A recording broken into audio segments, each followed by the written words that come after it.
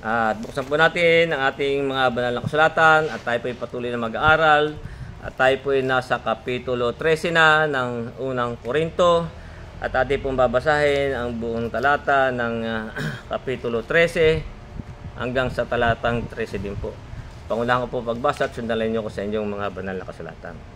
At dito po ay sinasabi sa 13:1, kung ako'y magsalita ng mga wika ng mga tao at ng mga anghel, datapwat wala akong pag-ibig, ay ako'y naging tanso na tumutunog o batingaw na umalingaw-ngaw. At kung magkaroon ako ng kaloob na panghuhula at maalaman ko ang lahat ng mga hiwaga at ang lahat ng mga kaalaman, at kung magkaroon ako ng buong pananampalataya na anupat mapapalipat ko ang mga bundok, datapwat wala akong pag-ibig, ay wala akong kabuluhan. At kung ipagkaloob ko ang lahat ng aking mga tinatangkilik upang ipakain sa mga dukha, at kung ibigay ko ang aking katawan upang sunugin, datapwat wala akong pag-ibig, ay walang pakikinabangin sa akin. Ang pag-ibig ay mapagpahinuhod at magandang loob. Ang pag-ibig ay hindi nananaghili. Ang pag-ibig ay hindi nagmamapuri, hindi mapagpalalo, hindi nag-uugaling mahalay, hindi hinahanap ang kanyang sarili. Hindi nayayamot, hindi inaalumana ang masama, hindi nagagalak sa kalikuan, kundi nakikigalak sa katotohanan. Lahat ay binabata, lahat ay pinaniwalaan, lahat ay inaasahan, lahat ay tinitiis. Ang pag-ibig ay hindi nagkukulang kailanman, kahit maging mga hula ay mga tatapos, maging mga wika ay titigil, maging kaalaman ay mawawala. Sapagkat nakakakilala tayo ng bahagya at nanguhula tayo ng bahagya. Datapwat kung dumating ang sakdal, ang bahagya ay matatapos. Nang ako'y bata pa ay nagsasalita akong gaya ng bata, nagdarandam akong gaya ng bata, nag-iisip akong gaya ng bata. Ngayong naganap na ang aking pagkatao, iniwan ko na ang mga bagay ng pagkabata. Sapagkat ngayon malabo tayong nakakakita sa isang salamin, ngunit pagkatapos ay makikita natin ng samukhaan. Ngayon nakakilala ako ng bahagya, ngunit pagkatapos ay makikilala ko ng gaya naman ng pagkakilala sa akin. Datapot ngayon nanatili ang tatlong ito, ang pananampalataya, ang pag-asa, at ang pag-ibig. Ngunit ang pinakadakila sa mga ito ay ang pag-ibig. Kaya ito po ay ating pagbubulay-bulayan sa hapong ito. Kaya nga, ang ating pong pag-aaralan at babasahin natin sa English, ang pag-ibig po na sinasabi sa English dito, ang aking basahin ay ang nakalagay po dito ay charity.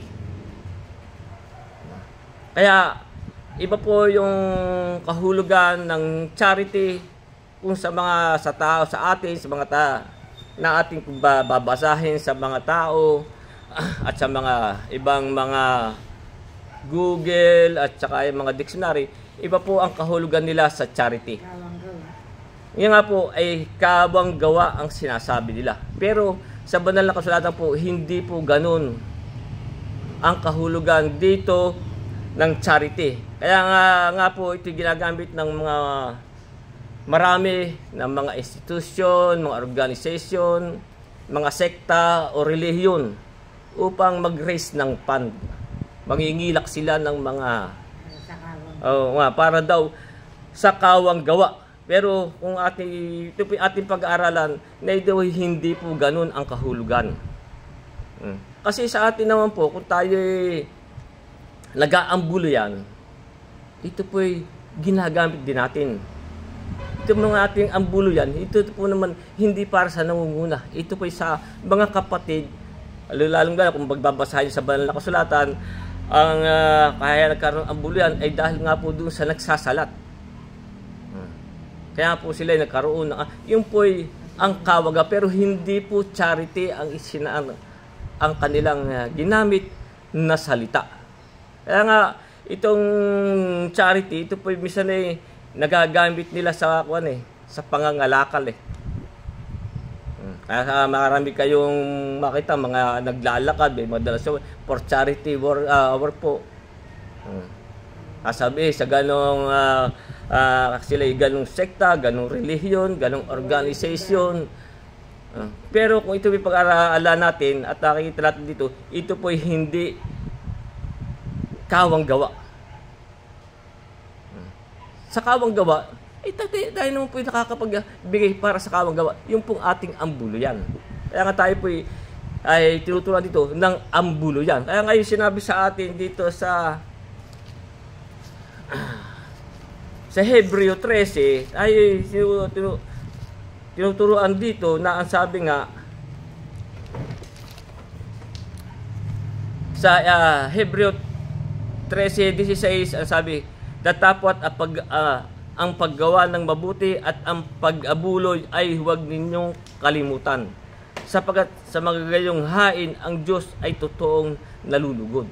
Pero hindi po ito sinabing charity. Hindi po ilagay sa English na charity. Kaya ito po ay ginagamit na misa na pangangalakal ng salita ng Diyos. Kaya po tayo mag-iingat sa magaganyan. Sabi, para po sa charity, sa kawang gawa, mag-iingat po tayo. Kaya ako sa akin, pagka may mga lumalapit na ganun, ay talaga pong, minsan binabara ko na rin yung iba. Kaya nga, kung babasahin, ipo'y taliwas sa kahulugan sa atin, sa talata po ng banal na kasulatan. Kaya nga, kung basahin natin yung 1 at 2, kaya nga sabi dito, kung ako'y nagsasalita ng mga wika ng mga tao at ng mga anghel, datapot wala akong pag-ibig, ay ako'y naging tanso na tumutunog o batingaw na umaalingaw-ngaw. At kung magkaroon ako ng kaloob ng panghuhula at maalaman ko ang lahat ng mga hiwaga at ang lahat ng kaalaman, at kung magkaroon ako ng buong pananampalataya, na anupat mapalipat ko ang mga bundok, datapot wala akong pag-ibig, ay wala akong kabuluhan. Pero kung babasahin po nyo sa English, ay charity. Wala pong kabuluhan. Ngayon, kung sinasabi lang ito'y kawang gawa, kasi sila ay mangingilap sa mga sasabihin nila sa mga may mga sakit, disabled, sa mga hindi po ito ganun. Oo po, para sa kuan na sila kahit na kung tumatanggap sila in kind, in good, money or kuan, ito'y ginagamit nila. Kaya nga, kung makipapansin ninyo, yung sa talatang 3, hindi po ito ang kahulugan ay kawang gawa. Kaya kumaba sa talatang 3, sabi, at kung ipagkaloob ko ang lahat ng aking mga tinatangkilik upang ipakain sa mga dukha, at kung ibigay ko ang aking katawan upang sunugin, datapot wala akong pag-ibig, ay walang pakikinabangin sa akin. Kaya kahit tayo magbigay sa mga ganyan, sabihin natin sa kawang gawa, sa mga nagsasalat, sa mga nao-ospital. Dito nga sinasabi nga ni Pablo kung ipagkaloob ko ang lahat ng aking tinatangkilik upang ipakain sa mga dukha, paano sasabihin lang ito ang ibig sabihin ng charity ay kawang gawa? Sabi, at kung ipagkaloob ko ang lahat ng aking mga tinatangkilik upang ipakain sa mga dukha, at kung ibigay ko ang aking katawan upang sunugin, datapot wala akong pag-ibig, ay walang pakikinabangin sa akin. Hindi po, walang pakikinabangin. Kahit tayo magbigay na magbigay, tayo yung sasabihin iba, yan ay mabuting tao, yan ay lagi nagbibigay sa mga ganyang charitable institution, sa mga ganyang mga organisasyon. Akala nila ay sila'y bandal sa ganung bagay. Pero ano sabi? Kung ipagkaloob ko ang lahat ng aking tinatangkilik upang ipakain sa mga dukha, at kung ibigay ko ang aking katawan upang sunugin, datapot wala akong pag-ibig, ay wala rin pong tayong pakikinabangin. Kaya nga, iti atililiwanagin, ano ba itong sinasabi ditong pag-ibig o charity? Kaya kung itutuloy natin dito sa talatang 4, sabi, ang pag-ibig ay mapagpahinuhod at magandang loob. Yan po. Kung babasahin sa English, ang charity. Sabi, ang pag-ibig ay mapagpahinuhod. Dapat kung tayo mayroong pagpapahinuhod at magandang loob. Ang pag-ibig ay hindi nananaghili. Kung tayo mga ganyan, hindi nananaghili. Ang pag-ibig ay hindi nagmamapuri, hindi mapagpalalo. Kung ipagkaloob mo nga ang iyong lahat ng tinatangkilik, kung nasa iyo naman ang mga sinasabi dito sa mga talatang 4 hanggang 6, sabi, kung ikaw na may hindi nagpapahinuhod, hindi magandang loob, hindi nananaghili, ang pag-ibig ay hindi nagmamapuri, hindi mapagpalalo. Kaya nga po, iba ang kahulugan sa banal na kasulatan.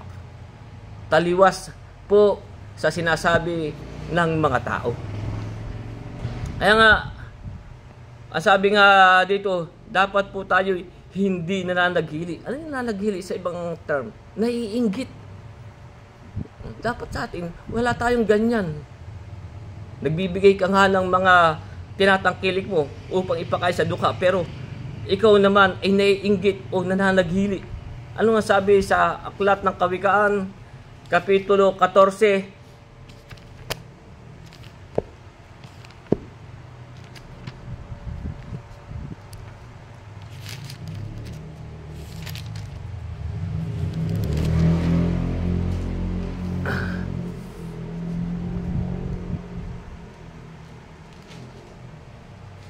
sa talatang Kawikaan 14, talatang 30, ang sabi dito, ang tiwasay na tao ay buhay ng katawan. Ito daw tiwasay na tao, ang tiwasay na puso pala, sabi. Ang tiwasay na puso ay buhay ng katawan. Kung ang ating puso ay tiwasay, ay buhay ng katawan. Ngunit ang kapanaghilian ay kabulukan ng mga buto. Kung tayo nananaghili, naiinggit. Yun po'y kabulukan. Ang sabi, ngunit ang kapanaghilian ay kabulukan ng buto. Kaya sabat, wala po tayong ganyan. Yung tayo naiinggit o nananaghili.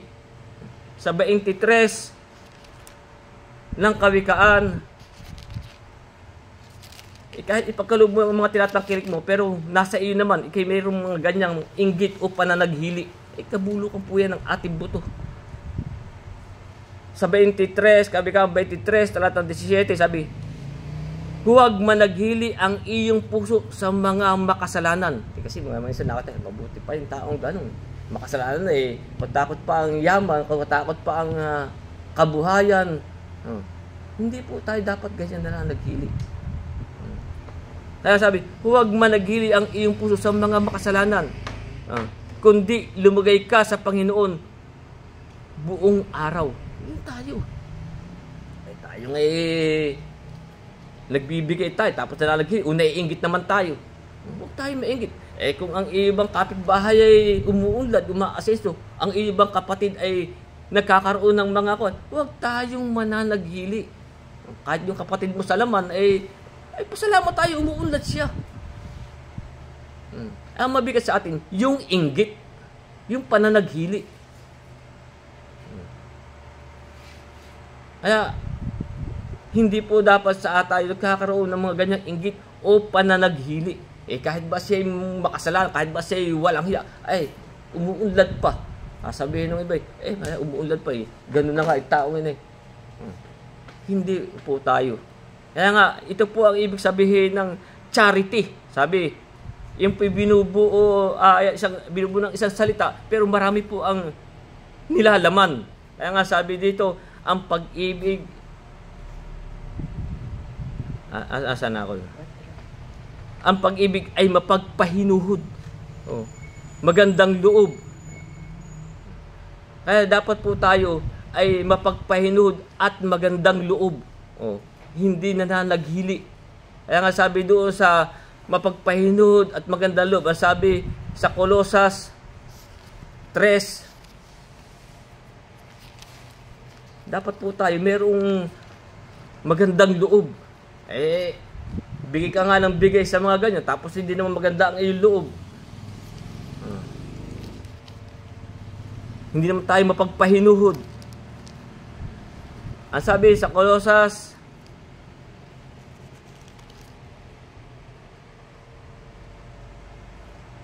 3:12, kaya nga sabi sa atin dito ni Pablo, magbihis nga kayo ng mga gaya ng hinirang ng Diyos, ng mga banal at minamahal, ng isang pusong mahabagin, ng kagandahang loob. Dapat po ganyan. Yan po ang isa sa mga nakapaloob sa charity. Binubuo po yan ng maraming salita. Dapat po kung tayo may charity o pag-ibig, tayo mayroong magandang loob. Sabi, magbihis nga kayo ng mga hinirang ng Diyos, ng mga banal, yun po yung sa mga ng mga banal, yun po yung sa banal, at minamahal, ng isang pusong mahabagin, kagandahang loob, kababaan ng kaamuan, ng pagpapahinuhod. Dapat po tayo ay mayroong pagpapahinuhod. Kaya nga po yung nasasabi, ang pag-ibig ay mapagpahinuhod at magandang loob. Ang pag-ibig ay hindi na naghili. Ang pag-ibig ay hindi nagmamapuri. Dapat po tayo ay hindi nagmamapuri. Ano po ibig sabihin ng nagmamapuri? Hindi po tayo mayabang o hambog.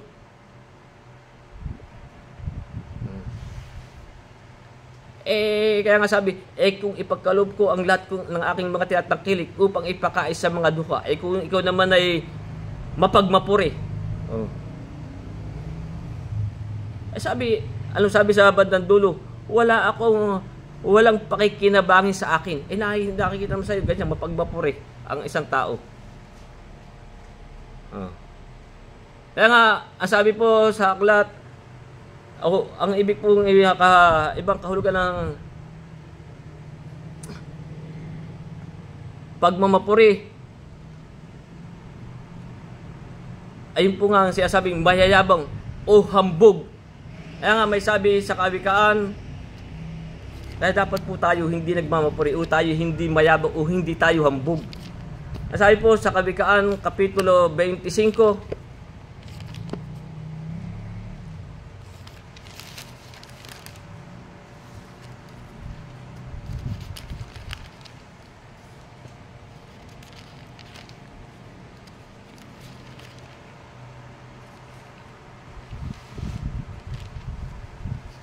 sa talatang 14, sabi, kung paano ang mga alapaap at hangin na walang ulan, sabi, gayon ang taong naghahambog ng kanyang mga kaloob na walang katotohanan. Ay, ganyan po yung mga ganyang hambog. Yung po yung sabi, kung paano ang alapaap at hangin na walang ulan. Ay, ganyan lang po yan. Kaya sabi po tayo, hindi nagmamapuri. Hindi tayo naghahambog. Sabi, kung paano ang alapap at hangin na walang ulan, gayon ang taong naghahambog ng kanyang mga kaloob. Ay iba, talagang kung magbigay ng mga kaloob, ipagpapakitaan pa. Mayroon pa silang mga picture-picture, mayroon pang mga media-media. Pero sa atin, hindi ba sabi, kung ikay maglilimos, yung binibigay ng kanang kayo, huwag na ba malaman ng kaliwang kamay? Kung ganyan, pagkaluma yung mga tinatangkilik upang ipakain sa mga dukha. Kaya kung tayo naman nagmamapuri, pagmamapuri pa ba natin yun? Kaya nga, sabi sa Kawikaan, Kapitulo 27, kaya hindi po dapat sa atin maganyan.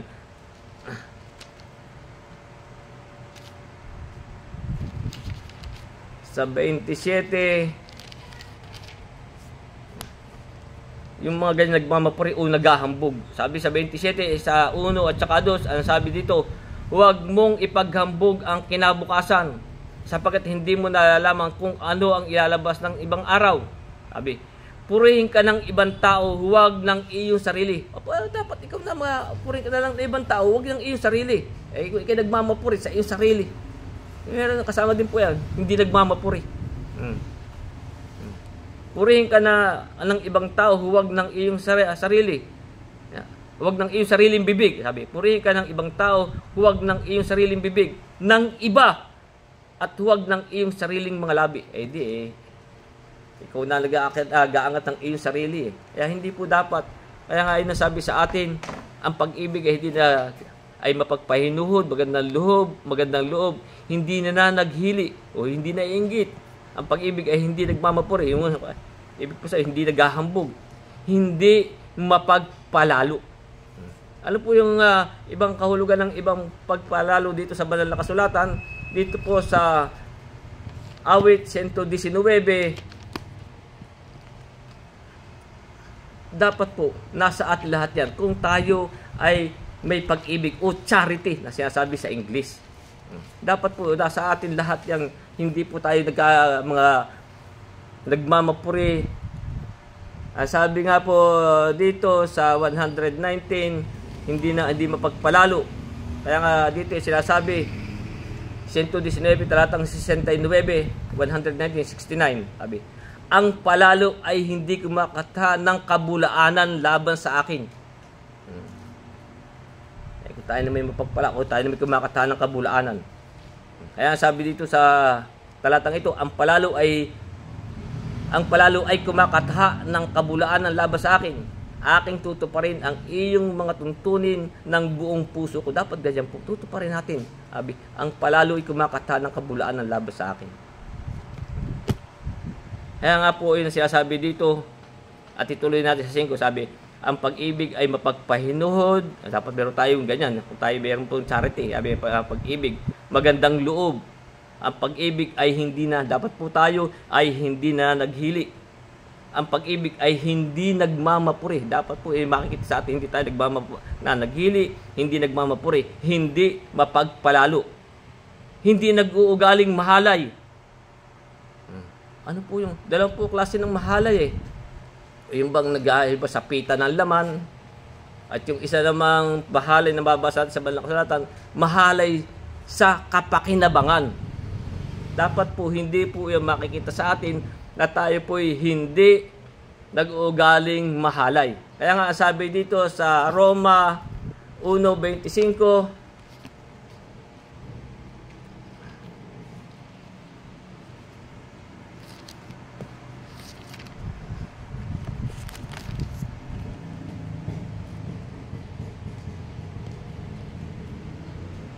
kaya nga dito sinasabi,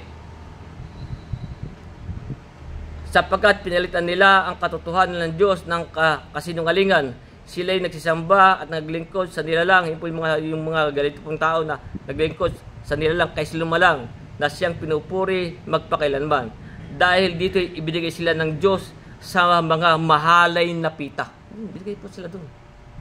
Yun po kasi sila po pinalitan nila ang katotohanan ng Diyos ng kasinungalingan. Sila nagsamba sa nangaglingkod sa nilalang kaysa lumalang, na siyang pinupuri magpakailanman siya na. Kaya dahil dito ibinigay sila ng Diyos sa mga mahalay na pita, sapagkat pinalitan ng kanilang mga babae ang katutubong kagamitan niyaong nalalaban sa katutubo. Kasi babae sa babae na lalaki sa lalaki na. Ganyan po ang kanilang mga ginagawa. Kaya nga sabi pa dito at gayon din ang mga lalaki nang iwan ang katutubong kagamitan sa mga babae ay nagningas ang kanilang karumihan ng pita ang isa't isa na gumagawa ng kahalayan. Ang mga lalaki sa kapwa lalaki tumatanggap sa kanilang sarili ng kagantihan ng kanilang pagkakamali. Dapat po hindi daw mahalay. Hindi po mahalay. Namang ibang mga sekta at relihiyon na sinasabi nga dito sa 32, sabi, na bagamat nalalaman nila ang kautusan ng Diyos, na ang mga nagsisigawa ng gayong bagay ay karapat-dapat sa kamatayan. Sabi, hindi lamang gayon ang ginagawa, kundi naman pinapayagan ang nagsisigawa ng mga gayon. Kaya nakita nyo, sa ibang mga sekta may sumasamba, nagsisimba. Parehong babae, parehong lalaki. Sila na. Kaya ngayon po yung mga sinasabi, mahahalay. Eh, yun po ba sinasabing may pag-ibig o charity? Yun naman po isang mahalay na sinasabi dito po sa aklat ni Tito, sa 1:11, sabi na ang kanilang mga bibig ay nararapat matikom mga taong nagsisipanggulo sa buong sambahayan, na nagtuturo ng mga bagay na di nararapat. Yung po mga nangangaral, nagtuturo na ng mga bagay na di na nararapat. Bakit? Dahil sa mahalay na kapakinabangan. Dahil po sa pakinabang. Eh, kung ikay nangunguna sa isang sect at relihiyon, nagtuturo ka na ng mga bagay na di na nararapat, at ay ang purpose mo ay sa mahalay na kapakinabangan, ay hindi ka lumalakad sa pag-ibig. Kaya nga po yung sinasabi dito, hindi nag-uugaling mahalay, hindi hinahanap ang kanyang sarili. Dapat hindi natin hahanapin ang ating sarili. Kaya nga sabi sa unang Korinto 10:24, huwag hanapin din naman ang kanyang sarili, kundi ang ikabubuti ng kapwa. Hindi po natin hanapin ang ating sarili sa kanila. Basta ang ating yung ikabubuti ng ating kapwa. Huwag nating hanapin yung ating sarili sa kanila.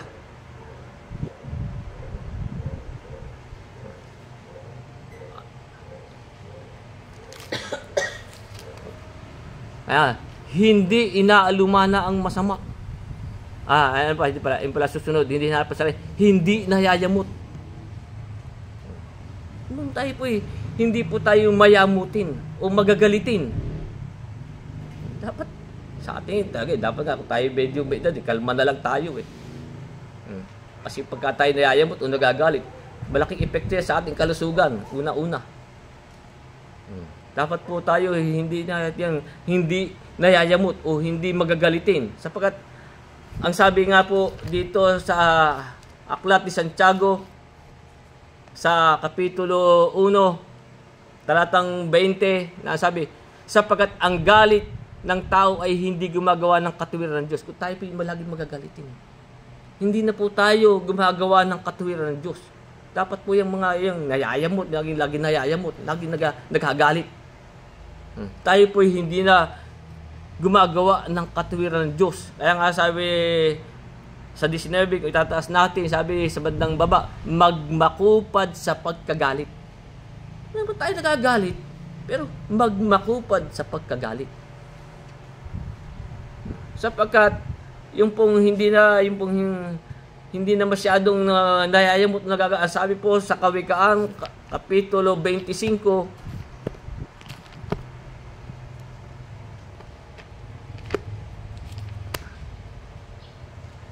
yan pong sinasabi, yung hindi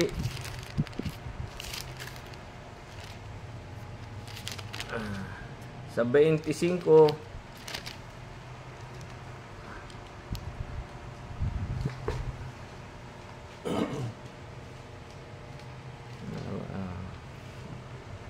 hindi yata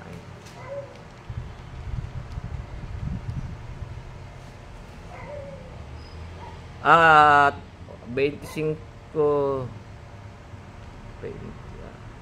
mali pala 14 pala, Kawikaan 14:29. Kaya nga sabi sa atin, magmakupat sa pagkagalit. Sapagkat ang galit ng tao ay hindi gumagawa ng katuwiran ng Diyos. Kaya nga sabi po dito sa Kawikaan 14, talatang 29, sabi, siyang makupad sa pagkagalit ay may dakilang pag-uunawa. Tandaan po natin, yung pong may makupad na pagkagalit, ay po may dakilang pag-uunawa. Pero tayo na, may pag-uunawa. Ngunit siyang madaling magalit ay nagbubunyi ng kamangmangan. Kaya po tayo, hindi po tayo, kaya nga sabi sa atin, hindi nayayamot. O hindi tayo nagagalit. Yan po yung nakapaloob doon sinasabi dito na pag-ibig o charity. Sabi, hindi inaalumana ang masama. Kaya nga, sa atin, hindi na natin dapat inaalumana ang masama. Kaya nga mayroong talata tayo dito sa Tesalonica, anyo pa lang ng masama, layuan na natin para hindi natin tayong mga ganyan, kung makita natin masama, ay lumayo na tayo. Anyo pa, sabi dito sa unang Tesalonica 5:22, layuan ninyo ang bawat anyo ng masama. Ay, dapat hindi natin alam. Pag nakita na, alam mo ng masama, lumayo na tayo. Ba't pa tayo susubo? Nakita natin masama. Kaya nga, ayun ang sinasabi ito, hindi inaalumana ang masama. Hindi nagagalak sa kalikuan. Alam natin mga kalikuan niya, dapat pa tayo makikigalak pa. Alam natin yung mga ganyan lakad, kalikuan. Alam naman natin, ang sabi dito sa atin dito, ang mga liko ay hindi magsisipagmana ng kaharian ng Diyos. Dito sa unang Korinto 6:9, kaya nga sabi ito, hindi ba kayo nalalaman na ang mga liko ay hindi magsisipagmana ng kaharian ng Diyos? Sabi, huwag kayong padaya. Huwag tayo padadaya. Kahit ang mapakiapid, kung tayo may makasama mapakiapid, di ang mananamba sa Diyos-Diyosan, ni ang mga mangangalunya, ni ang mga bababae, ni ang mapakiapid sa kapwa lalaki. Mga ganyan, mga kagawa ng kalikuan. Kaya nga, yun po siya sabi, hindi tayo nakikigalak dyan sa mga kalikuan, mga gawa ng kalikuan. Hindi, kundi nakikigalak sa katotohanan. Doon po tayo magalak. Doon po sa mga katotohanan. Kaya nga, yun po ang sinasabi sa atin. Kaya dito sa 7, ang sabi, lahat ay binabata. Yung po nakapaloob dyan, lahat po babatahin natin. Lahat ay pinaniniwalaan. Yung pong lahat ng ating binasa, yung lahat at ating paniniwalaan. Lahat ay inaasahan, lahat ay tinitiis. Titiisin po natin. Sapagkat sa ating pagtitiis, meron po tayong talata natin na nababasa, sa ating pagtitiis ay may pagwawagi ninyo ang inyong mga kaluluwa. At ang pagtitiis natin sa panahon ito ay hindi maitutumbas sa kaluwalhati ang mahayag sa atin. Kaya nga sabi, sa 8, ang pag-ibig ay hindi nagkukulang kailanman. Kahit maging mga hula ay mga tatapos, maging mga wika ay titigil, maging kaalaman ay mawawala. Kaya nga, yung pong lahat ng iyan ay nakapaloob sa isang salita. Ano po yun? Charity sa English. Pag-ibig. Dapat po, yan ay nakikita sa ating lahat. Sa ating paglakad sa pananampalataya. Yan po ang kahulugan yan. Hindi po yan kawang gawa, magre-raise ng pad,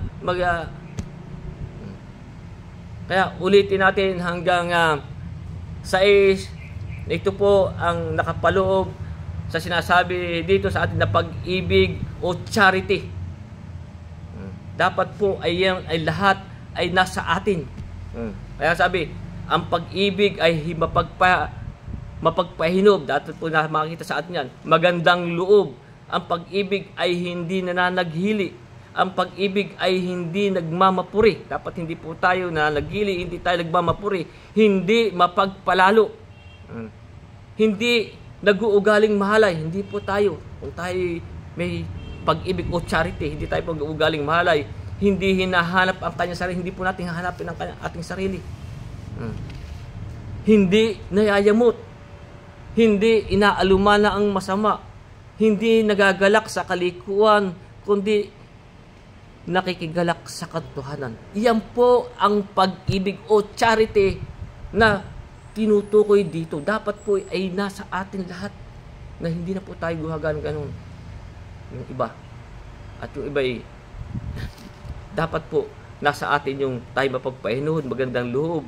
Hindi na po tayo. Yan po. Binubuo na lang po na isang salita yan. Charity.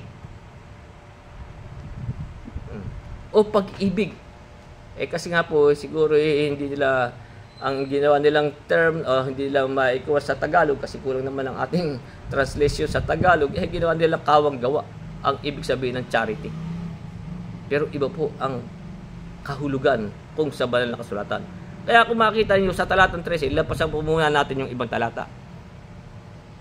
Na ang sabi sa 13, datapat ngayon nanatili ang tatlong ito.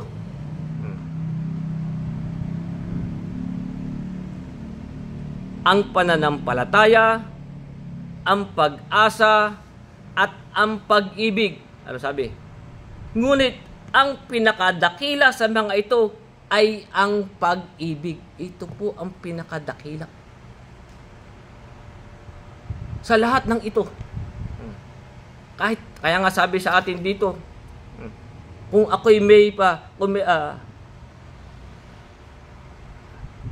kaya nga sabi dito, kung magkaroon ako ng buong pananampalataya, ano pa't napapalipat ko ang bundok, datapat wala akong pag-ibig, ay wala akong kabuluhan. Kaya nga sabi sa atin dito, dapat nanatili ang tatlong ito, ang pananampalataya, ang pag-asa, at ang pag-ibig.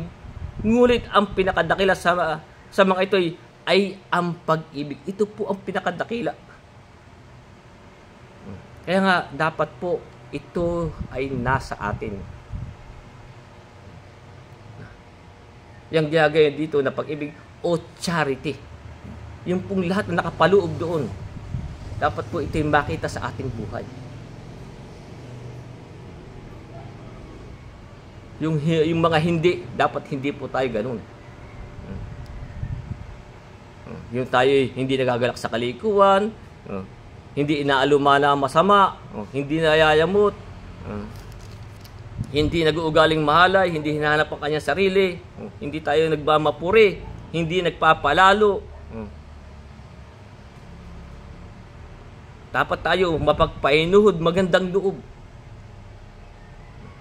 Kaya iyan po ang kahulugan dito ng pag-ibig o charity sa English, sa banal na kasulatan.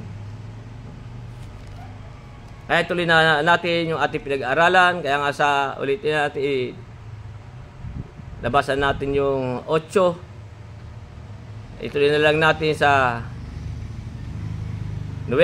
Kaya dito sa 9 sinasabi, sapagkat nakakakilala tayo ng bahagya at nanghuhula tayo ng bahagya, datapat kung dumating ang sakdal, ang bahagya'y natatapos. Ano daw na sakdal? Kung tayo naging perfect na. Paano po tayo magiging perfect? Tulad nga po ng pananampalataya ni Abraham. At kung tayo tumatalima sa Diyos, tayo po'y perfect sa Kanya. Maging sakdal po ang pag-ibig sa atin ng Diyos. Kaya nga, sabi nga po dito sa aklat ni Juan, sa unang Juan, kaya nga sabi dito sa 2:5, datapat ang sinumang tumutupad ng kanyang salita, yun po yung tumutupad o tumatalima, tunay na datapat ang sinumang tumutupad ng kanyang salita, tunay na sa kanya naging sakdal ang pag-ibig ng Diyos. Maging sakdal po ang pag-ibig sa atin ng Diyos. Perfect. Kasi tumutupad tayo. Tumatalima tayo. Dahil dito'y nalalaman natin tayo nasa Kanya. Alam natin. Ay dahil tumutupad tayo ng Kanyang salita.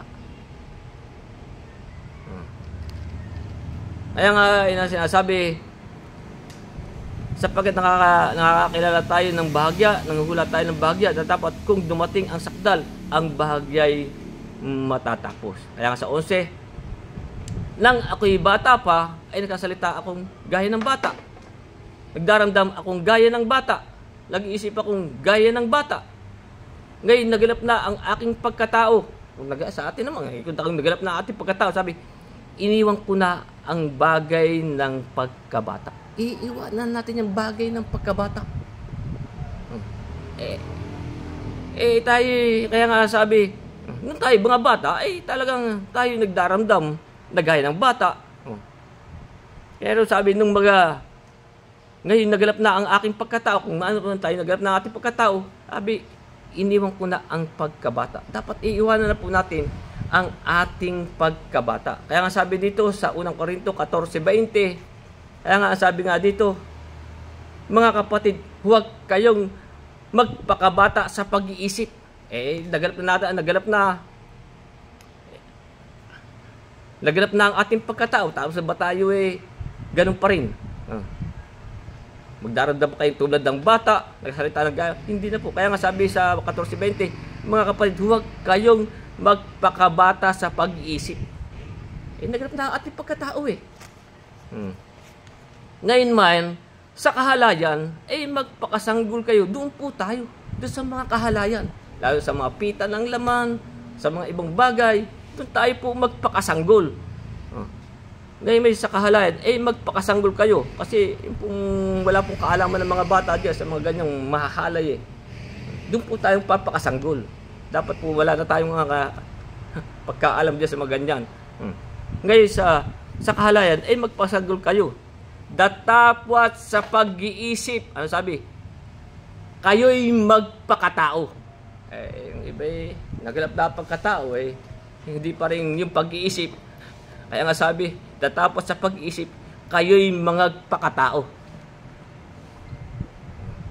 Kaya nga dapat po, iwanan natin yung mga ganyan. Kaya yung naganap na ang ating pagkatao, iwanan natin ang mga bagay ng pagkabata natin, ang mga bata. Sa panahon ito, nakita nyo, maraming makulit, matigas ang ulo, lahat ng makita sa mga kabataan. Kung tayo naganap na ating pagkatao, iwanan kaya nga sabi sa atin, huwag na kayo magpakabata sa pag-iisip. Tayo ba nagagaya pa sa bata? Naganap na ang ating pagkatao. Kaya nga sabi, datapot sa pag-iisip, kayo magpakatao. Pagkatao tayo. Kaya nga sa 12, ulit talata, sabi, sapagkat ngayon malabo tayong nakakita sa isang salamin, ngunit pagkatapos ay makita natin sa mukhaan. Ngayon nakikilala ko ng bahagya, ngunit pagkatapos ay makilala ko na gaya naman ng pagkakilala sa akin. Ito po ay tungkol po sa ating Panginoon. Kaya nga dito sa 2 Korinto 3:18, kaya nga sabi sa atin dito, datapot tayong lahat na walang talukbong ang mukha, na tumitingin na gaya ng isang salamin sa kaluwalhatian ng Panginoon. Kasi nga po, yung pong dito yung babasahin, yung pong mga nasa kautusan at palatuntunan ni Moises, yung po yung sinasabi, yung po yung may mga talukbong. Kaya nga yung babasahin natin 3:15, sabi, datapot hanggang sa araw na ito, kailan at binabasa ang aklat ni Moises, ay may isang talukbong na nakatakip sa kanilang puso. Kung doon pa rin sila lumalakad sa mga palatuntunan at kautusan ni Moises. Ngayon pa rin ang kanila. Kaya doon sa atin po, sa tayo po ay sa kautusan na ni Kristo lumalakad, kaya sabi, datapot tayong lahat na walang talukbong. Ang mukha na tumitingin gaya ng isang salamin sa kaluwalhatian. Tayo na po tumitingin sa isang salamin sa kaluwalhatian ng Panginoon, ay nababago tayo sa gayon ding larawan. Mula sa kaluwalhatian hanggang sa kaluwalhatian na gaya ng mula sa Panginoon na Espiritu. Kaya nga, yun po ang sinasabi sa atin, sapagkat tayo malabo tayong nakakakita sa isang salamin, ngunit pagkatapos, sabi, ay makikita natin sa mukhaan. Makita na po natin siya sa mukhaan. Ngayon, nakikilala ko ng bahagya, ngunit pagkatapos, ay makikilala ko na gaya naman ng pagkakilala sa akin.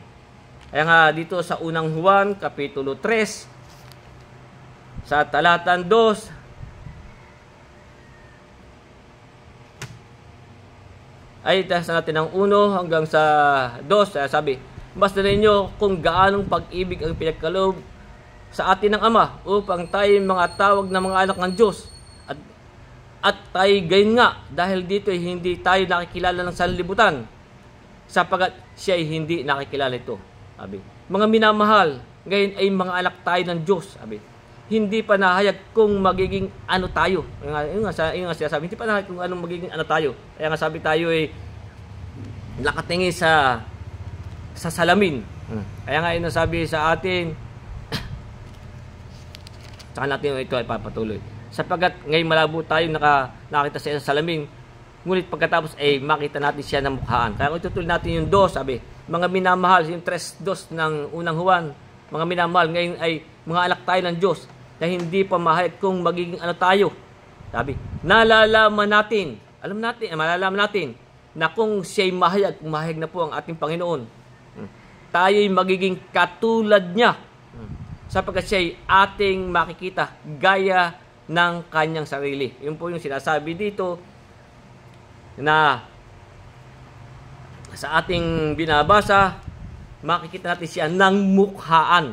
Sabi, sa bandang huli, ngunit pagkatapos ay makikilala ko gaya naman ng pagkakilala sa akin. Ang bandang itaas, ngayon nakikilala ko ng bahagya, ngunit pagkatapos ay makikilala ko na gaya ng pagkakilala sa akin. Ulitin na lang natin sa taas. Sapat ngay malabo tayong nakakita sa isang salamin, ngunit pagkatapos ay makikita natin sa mukhaan, makita na po natin siya sa mukhaan. Ngayon nakikilala ko ng bahagya, ngunit pagkatapos ay makikilala ko na gaya naman ng pagkakilala sa akin. Kaya nga po yung sabi sa 3:2 ng Juan, ulitin natin, mga minamahal, ngayon ay mga anak tayo ng Diyos, hindi pa nahayag kung magiging ano tayo.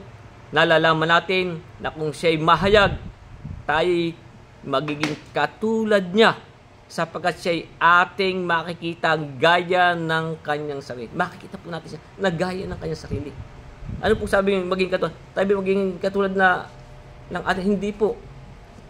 Ano pong sabi maging katulad niya? Kung paano siya'y nabuhay na maguli, ay makakagayon din po tayo.